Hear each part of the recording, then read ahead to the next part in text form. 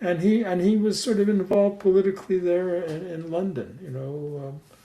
But he also became involved in this project that was started in Toronto earlier, this journal Dialogue. I don't know if you've heard of Dialogue. Mm-hmm. Yeah. So he got involved in that, but you know, I think later the editorial group moved from Toronto to Edmonton and was taken on there.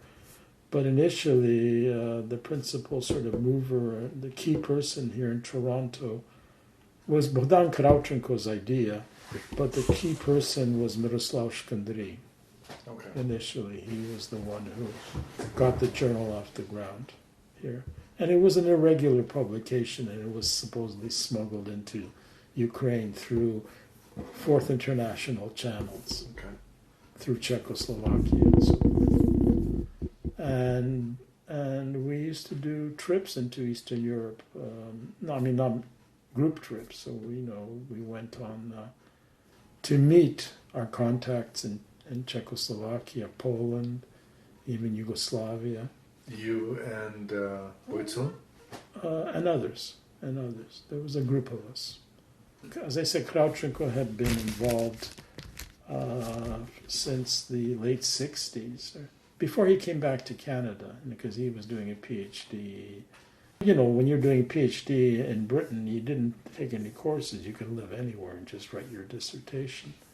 So he went off to live in Paris, and he got really involved in, sort of politics there, like left-wing Trotskyist politics there. So he knew the people, he knew about all their sort of underground involvement and so forth, and he set up this whole idea of, building a network of contacts in Eastern Europe. And these were mostly Ukrainians living in Poland, Czechoslovakia, Yugoslavia, specific places in Yugoslavia, not everywhere. But again, I wasn't privy to all the details. I just, I was part of the group, and I was asked to go on a trip. So, I went on a trip and took some literature in. Started from Vienna, then took a train to Prague.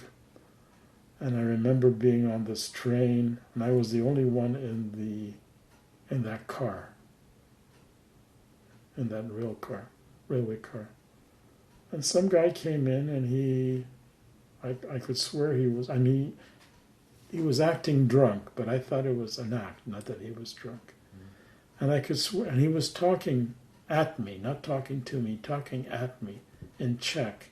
And I didn't really know Czech. I mean, it's a Slavic language, but it's different enough that, you can understand it fully. But I could have sworn he was saying to me, "We know all about you, and why you're here, this and that."